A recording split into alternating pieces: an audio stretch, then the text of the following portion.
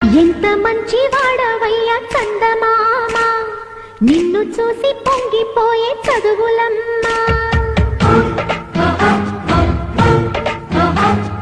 ముద్దు బిడ్డ వంటి నిన్ను భారతమ్మ, ముద్ద బంతి పూల దండ వేసుకోమ్మా.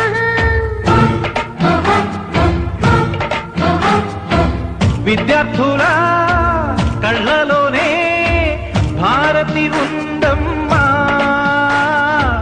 మీకు బాధ కలుగు